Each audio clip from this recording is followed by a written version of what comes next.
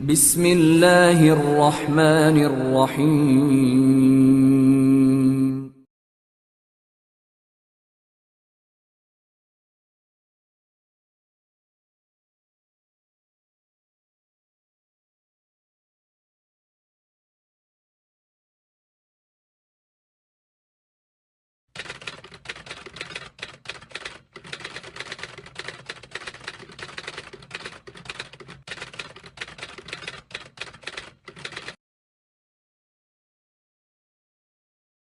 Kalau urutan riwayat itu kan banyak. Kemudian dari syekh-syekh itu kan juga punya kecenderungan kepada fikih yang berbeda-beda. Kayak Syekh Abu Samul Bahir itu fikihnya Hambali. Hambali ya. Kalau Syekh Umar Hamdan Umar Hamdan itu Maliki. Maliki. Karena beliau orang Tunisia, jadi banyak yang dari Maliki. Muridnya Syekh Muhammad Yasin Al-Fadani Asy-Syafi'i. Jadi kalau urutan masalah sanad itu nggak masalah. Masing-masing guru itu ada kecenderungan dalam berfikih itu kan biasa gitu. Fuqahaan itu. Nanti guru kita tadi Syekh Yahya itu Hambali. Kemudian Syekh Khalid itu Syafi'i. Syekh Abdul Aziz Al-Hashimi tadi itu Hambali. Ya. Kemudian Syekh Muhammad Amin Al-Harari Syafi'i. itu Syafi'i. Jadi kalau masalah kebijakan pemilihan fikih, penetapan hukum atau pemilihan itu nggak masalah. Tapi jalur riwayat tetap semua ada.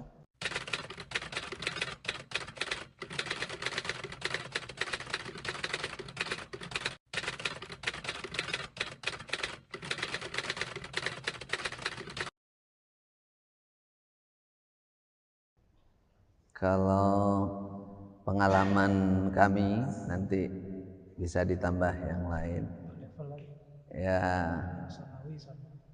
Ya, waktu saya pribadi nanti yang lain baru cerita juga.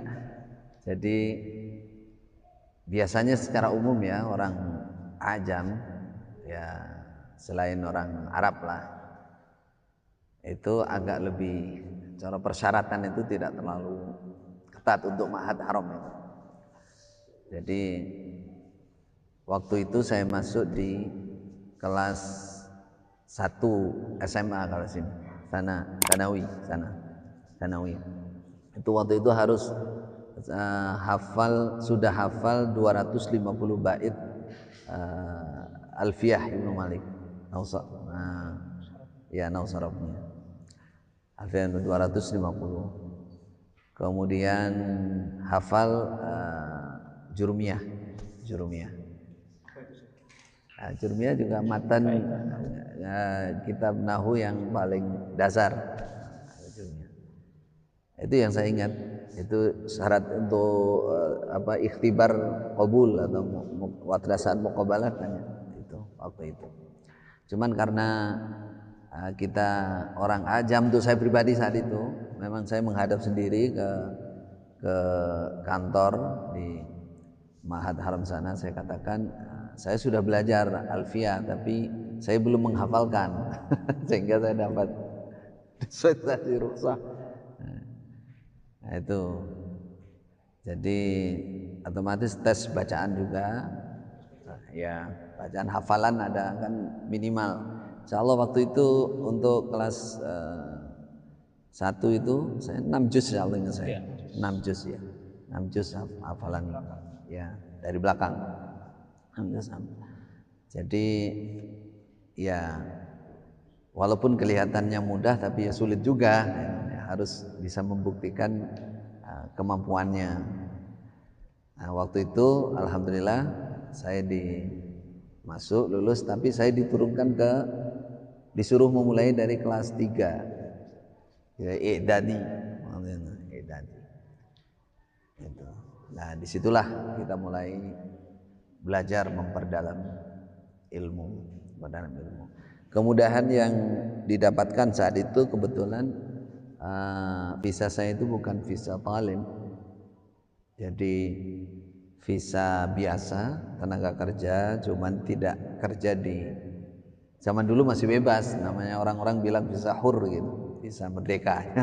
Mereka hanya ya hubungan dengan kafil itu ketika mau bikin igoma itu, seperti itu. Habis itu udah silahkan mau belajar silahkan.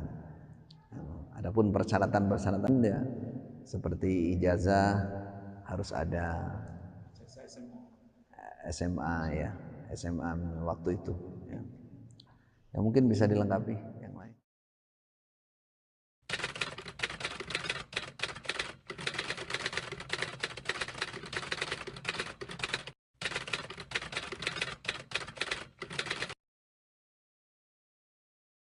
Kalau Syekh Khalil tadi itu kan masuk untuk ke Tsanawi SMA. Nah, kalau saya dan Saidullah ini masuk ke mutawasitnya, jadi dari awal, ya dari awal jadi itu syaratnya ya termasuk bisa bahasa Arab karena semua nanti pelajaran kan bahasa Arab semua, Itu ya bahasa Arab. interviewnya juga bahasa Arab. Kemudian termasuk hafal Arba'un Nawawi, ya, itu materi hadis 42 hadis ditambah 8 Ibnu Rajab itu juga ada ujiannya. Pada saat itu ada ujiannya ya salah 2 hadis atau 3 hadis itu ada lengkapi hadis berikut ini, kan berarti harus sabar betul. Kemudian nahwu ya secara nahwu dasar yaitu matan julmiyah. Kalau untuk mutawasit untuk Tsanawi tadi itu syarahnya, kalau ini matan julmiyah. Untuk tauhidnya yaitu usul salasah. Ya, itu harus hafal. Karena di situ secara substansi pembahasannya akan ditanya. Nah, saat itu kita masuk dari awal, saya dan Saidullah, termasuk Haji Saifur Rahman, 3 orang saat itu masuk. Nah, untuk materinya selama di Ma'had itu memang sesuai dengan disiplin ilmu Islam. Nah, secara kriteria kan levelnya itu ada ilmu usulnya, ya, ilmu yang pokok seperti fondasi dasar untuk keilmuan, disiplin ilmu seperti ilmu dari sisi ilmu akidah, itu kan ilmu yang pokok sekali karena semua bangunan konsep Islam itu kan dimulai akidah. Nah, di mutawasit itu yaitu kitab tauhid dengan syarahnya Fathul Majid. Nah, itu kita pelajari dan itu matanya dihafal. Ya, dihafal 67 bab. Nah, satu bab ada Qur'annya, ada hadisnya, ada aqwal ulamanya. Itu harus hafal selama 3 tahun. Nah, itu syarahnya itu pengertiannya istilahnya nanti ada ujiannya. Bahkan ada setoran hafalan juga.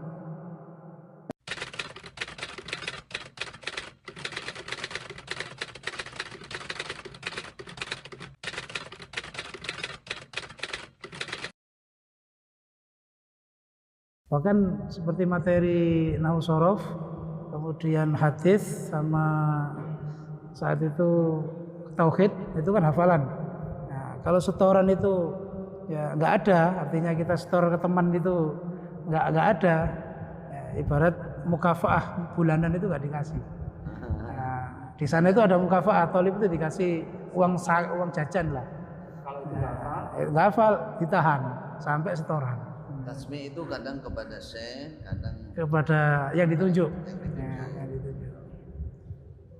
Nah, seperti itu. Jadi memang kurikulum itu untuk kurikulum tolib yang nantinya untuk ulama gitu.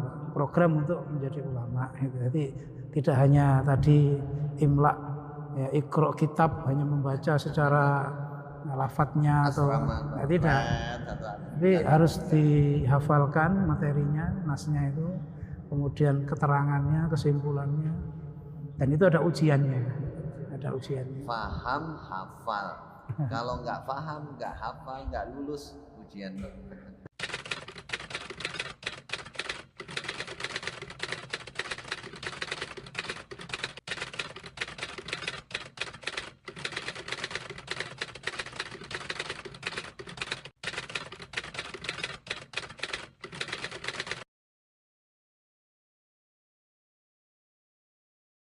Ya, ibarat dunia kuliner itu menjadi shift yang memang bisa masak gitu. Ya. Jadi bahan-bahan yang ada itu bagaimana bisa jadi masakan yang, dan hafalannya itu bukannya dibiarkan, harus tasmi. Ada catatannya, kalau nggak selesai ya nggak. Ya itu tadi salah satu apa namanya ukubahnya adalah ukhronya ditahan. mukafaah. Yang ditasmi itu yang jelas hafalan Quran, kemudian kabut tauhid. Nausoro juga gitu. Alfiyah itu mulai kelas 2 Tsanawi sampai 1 sampai kelas 3. Kelas 3 itu. Iya, dari 3 tahun lah Mas. 4 tahun. 4 tahun ya. 250. Harus iya. Berarti 4 tahun menghafalkan 1000 bait untuk nahwu. Kelihatannya dibagi-bagi gitu, tapi ya seminggu kita itu waktunya ya habis untuk menghafal, setoran menghafal, ikut ujian terus.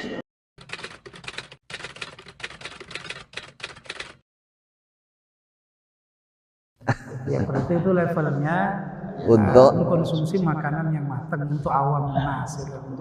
Jadi ilmu itu kan sesuai kebutuhan tadi. Kalau nanti belajar untuk jadi ulama yang ibaratnya bisa memasak, nah itu melewati tadi itu, harus menghafal kitab-kitabnya, disiplin ilmunya, kemudian cara-cara istimbatnya. Nah, kemudian kalau untuk istilahnya sekedar bagaimana saya harus bisa beramal, nah itu cukup membaca atau mendengarkan yang sudah matang. Ibaratnya tinggal dan tidak harus semua, yang pokok-pokok aja. Silakan Mursyidullah bisa nambah.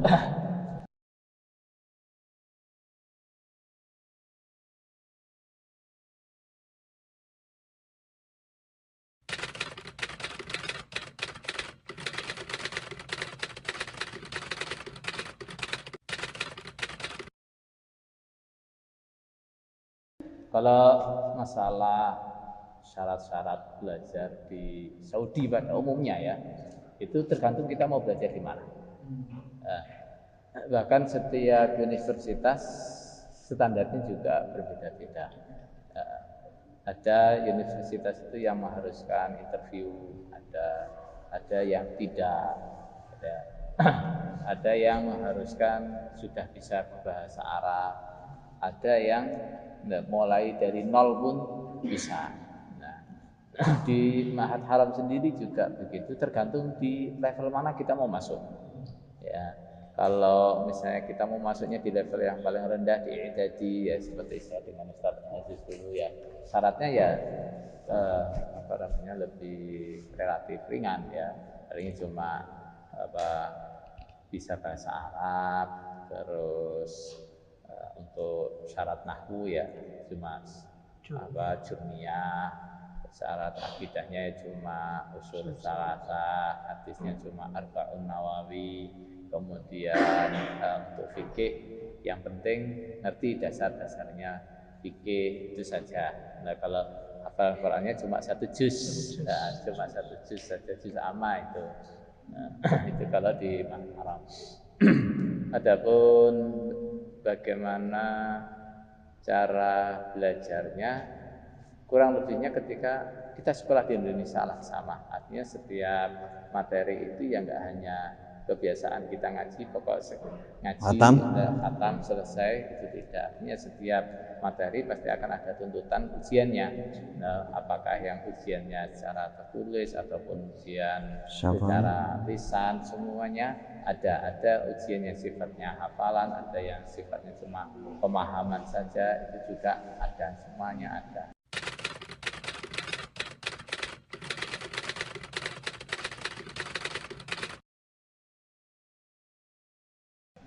Terkait tadi kok apakah orang Islam semuanya harus belajar ilmu-ilmu seperti itu, ya tergantung dia mau jadi apa.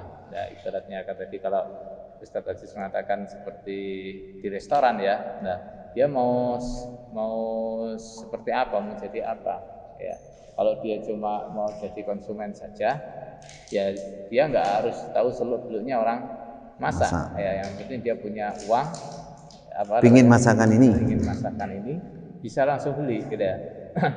Kalau dia mau kerja di restoran, kalau cuma jadi penyaji makanan saja juga sama. Yang penting dia bisa menyajikan makanan ini, ada terus menghidangkannya sudah cukup. Nah, tapi kalau dia ingin jadi tukang masak, nah ya harus ngerti betul, harus ahli betul dengan cara masaknya, bahan-bahannya apa, cara masaknya gimana, dia harus tahu, ya kan? Sama kalau kita orang Islam di situ hanya ingin pokoknya bisa ibadah yang benar saja, ya langsung saja belajar bagaimana fikihnya sholat, bagaimana akidah yang benar dan seterusnya, itu ya cukup begitu. Nah, tapi yang harus diketahui adalah ketika kita merasa belajar kita cukup dengan itu, ya berarti kita mengambil perannya cukup segitu. Ya, jangan sampai artinya ketika kita belajar, kita maunya belajar dengan levelnya orang awam. Nah, istilahnya kalau tadi di restoran kita hanya ingin belajar untuk jadi konsumen atau penyaji makanan saja. Nah, tapi begitu praktek, nah kita mau jadi tukang masaknya yang ahli lagi. Gitu ya. Jadi kita belajar hanya pada levelnya orang awam yang cukup untuk ibadahnya sendiri. Ya nggak apa-apa. Nah, yang penting kita sudah bisa ibadah yang benar, akidah kita sudah benar, ya nggak apa-apa. Nah, yang penting setelah itu peran apa yang kita ambil, jangan sampai kita belajarnya segini terus ngambil perannya ulama.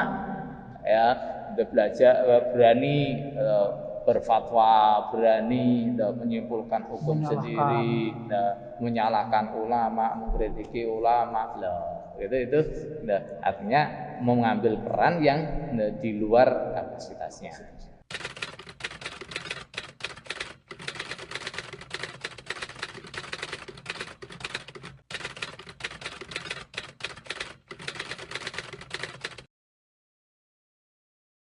Kalau untuk level tadi ya, awamun nas, orang awam, mungkin memahaminya seperti itu. Dikiranya ilmu itu yang mereka dengar dan yang mereka pelajari saja. Namun kalau orang sudah masuk ke dunia keilmuan Islam, pasti mengerti hal itu. Tidak boleh tidak, memang harus seperti itu. Taksim atau klasifikasi keilmuan, mana yang harus diprioritaskan, itu sudah ada, dan itu aturan Al-Quran dan Sunnah. Itu sudah urutan dari waktu-waktu turunnya ayat, kemudian kejadian-kejadian itu sudah oleh para ulama sudah dibukukan. Kemudian klasifikasinya juga ini bagian akidah harus diutamakan, yang ini bagian ibadah, yang ini bagian muamalah, yang ini bagian akhlak dan adab misalkan. Nah, itu sudah tidak bisa kita pungkiri, dan kalau kita menafikan itu menunjukkan bahwa kita awam. Kita awam, nggak ngerti, bilang nggak ada fikih, bilang nggak perlu akidah-akidahan, nopo tauhid iku, terus apa lagi, semua itu kitab karangan Ra'yi. Ini malah justru menunjukkan, oh kamu berarti levelnya awamun nas. Semakin komentar banyak ya semakin ketahuan kalau levelnya awamun nas. Kalau rincian bab itu ya saya kira perlu ada kajian khusus itu. Itu apa? Intinya gitulah. Itu keilmuan yang sudah, disiplin keilmuan yang sudah ma'ruf, semua orang sudah tahu. Tapi level talib atau level alim, level guru. Kalau awamun nas ya seperti itu pasti. Dia ngertinya apa, dia belani siapa, dia dalam hizbi yang mana, yaitu dia akan belani ilmu yang ada pada dia dan dia menafikan yang lain. Kalau kita mau analogikan restoran tadi sajalah ya. Nah, kita sudah gaduh dari awal ini analoginya restoran ya. Nah, di restoran itu ada pelayan, ada tukang masak, ada bahan makanan, ada alat memasak, ada makanan jadi. Nah, itu semua ada. Dalam ilmu Islam juga sama. Nah, ilmu Islam itu ada yang merupakan ilmu-ilmu yang merupakan usul. Artinya ini ilmu usul itu apa? Ilmu usul itu artinya ilmu-ilmu tentang apa yang menjadi dasar. Nah, dasar agama kita itu apa? Yaitu ilmu Quran, hadis dengan berbagai macam apa namanya cabang-cabangnya di situ ada. Ini namanya ilmu Quran hadis. Ini ibaratnya kita orang mau masak ini berasnya, ini dagingnya, gitu ya. Ini berasnya, ini dagingnya. Ilmu Quran hadisnya. Nah, kemudian ada ilmu yang berkaitan dengan kaidah-kaidah bagaimana cara saya memasak. Nah, juga ada seperti usul fikih, mustalah, hadis dan seterusnya. Ilmu-ilmu seperti itu, ilmu-ilmu yang kita gunakan sebagai alat untuk menggali hukum dari Al-Quran hadis ini. Nah, kemudian ada ilmu-ilmu yang itu adalah samarahnya, buahnya orang belajar Quran hadis dengan cara-cara yang sudah ditetapkan oleh ulama itu buahnya apa? Nah, itu seperti fikih, seperti akidah, itu buahnya. Nah, kemudian ada ilmu-ilmu yang juga penting tapi dikategorikan sebagai pelengkap. Nah, pelengkap tapi penting ya. Nah, seperti ilmu sejarah, ilmu qiraah, nah, itu pelengkap yang juga tidak bisa ditinggalkan. Nah, pelengkap tapi penting. Gimana tuh namanya? Nah, pelengkap tapi nggak bisa diremehkan. Nah, Al-Quran itu sejarah. Gitu. Nah, kalau kita mengatakan mama soto itu nggak ada jeruknya, nggak ada ini kan bukan soto itu kan. Kalau kita mengatakan, wes yang penting kita bisa makan saja, nggak usah bahas beras, nggak usah bahas bumbu, nggak usah bahas caranya masak. Ya sudah, berarti sampai itu levelnya apa? Nah, konsumen. Gitu. Ya. Diam saja nunggu sajian. Gitu ya. Nggak usah ngurusi yang masak. Nah. Jadi jangan dikira apa yang kita dapat sekarang, misalnya saya ngaji Quran dan ngaji tafsir Quran, makna Quran, kemudian dapat kesimpulan seperti ini. Nah, itu kita didapat oleh ulama sesimpel itu tidak.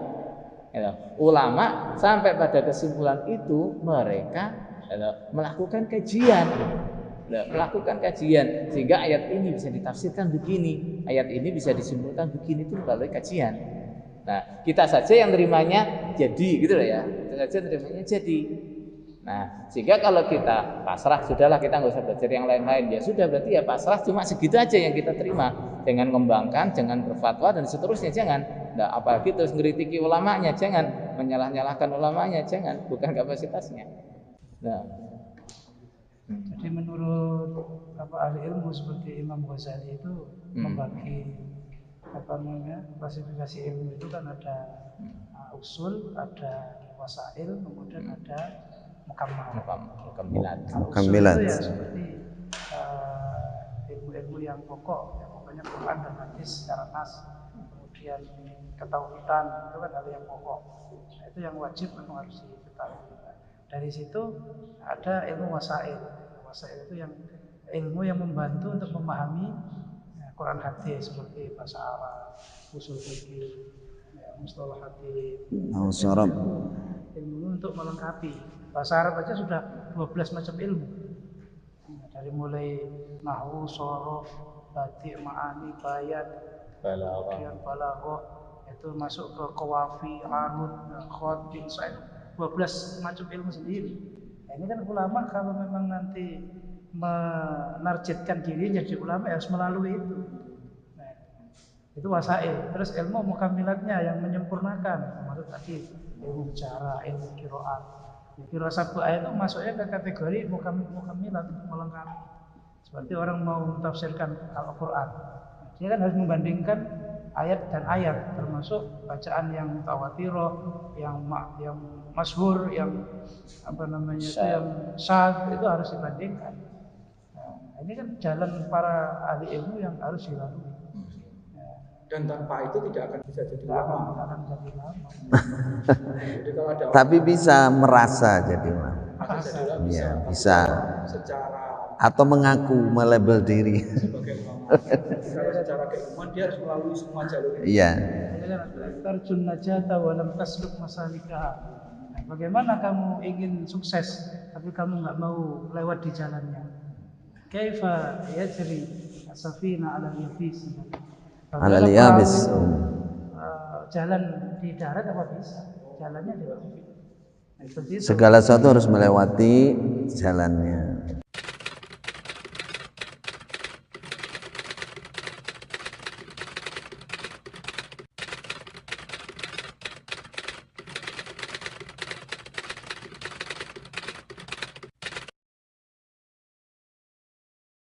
wajib. Wajib dia. Tidak ikut campur karena itu tadi dia ke restoran ingin nunggu sajian kan dia nggak harus. Dia datang nyalahkan yang untuk masak, padahal nggak boleh pakai ini, nggak boleh pakai ini. Itu yang simpel saja masaknya, masa begitu. Padahal dia milih menu sudah.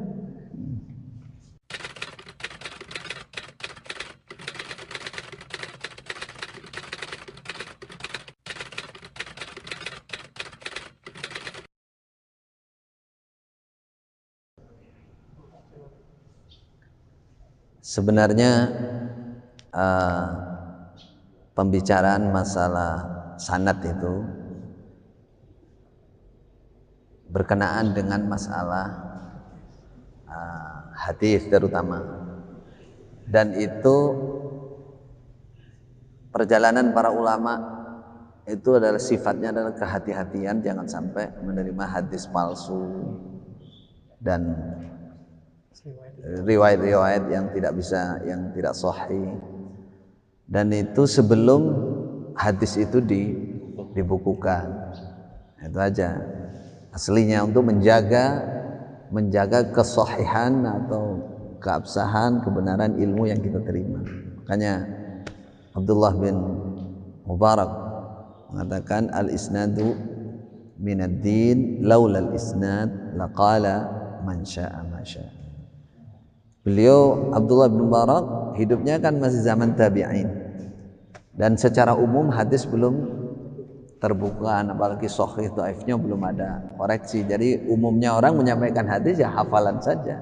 Ketika ada orang menyampaikan hadis dengan hafalan lagi, orang kan mesti nanya siapa orang ini, kan harus diteliti. Gurunya siapa, gurunya lagi siapa, dari mana, sebab ada kekeliruan. Nah, saat itu seperti itu, ketat sekali saat itu. Makanya banyak sekali di antara para ahli ilmu yang istilahnya dengan persyaratan-persyaratan masalah yang berkenaan dengan sanad ini sangat berat, karena untuk menjaga agama ini.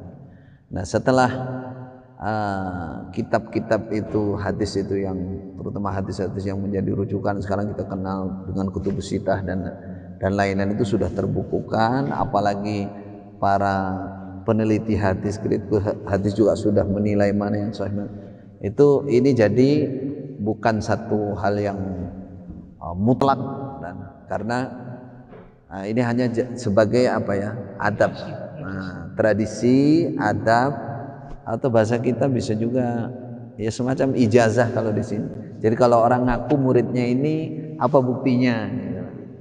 Semacam itulah untuk kelengkapan. Nah, seperti yang kita lihat kita di Masjidil Haram dengan teman-teman ya tidak semua syekh memberikan sanad.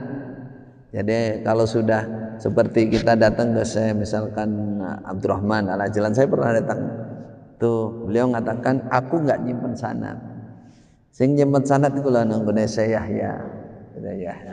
Artinya beliau di antara para ulama memang ada ya orang-orang khusus yang meramut menjaga ya kelangsungan jalur sanad itu. Cuman itu bukan syarat mutlak seperti yang sering kita dengar, kalau nggak ada sanadnya berarti ilmunya mencuri, terus berarti ilmunya nggak sah, lalu berkaitan dengan amalnya berarti juga nggak sah. Kalau nggak sah nggak diterima, berarti nggak Islam, berarti kafir, berarti masuk neraka. Nah ini apa ya bahasa kita itu ya ini ya karena Allah sendiri sudah berfirman dalam surat Al-An'am ya, qul innama uhiya ilaiya hadzal qur'an liundzirakum bihi wa man balagh. Itu konsep dasarnya. Saya diberi wahyu Quran ini, kata Nabi, untuk memberi kabar penakut kepada kalian wahai para sahabat yang ketemu saya, wa man balaghahul Quran, dan kepada orang yang Quran sampai kepada dia. Nah, Quran sampai kepada dia itu nggak dibahas, apalagi Quran itu dijamin sampai la ya'tihil batilu min baini yadayhi wala min khalfi tanzilun min hakimin hamid, sampai mendekati hari kiamat nanti sebelum Quran diangkat ke langit itu terjamin.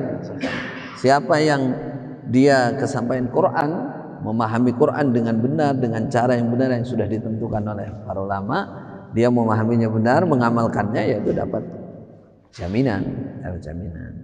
Jadi dari aturan ini ya kami berangkat, walaupun di sana kami juga mencari ya, karena kami jauh ya dari Indonesia, sekalian biar tercatat kami ini ya sekolahnya ya jelas, gurunya juga jelas, sanadnya juga jelas.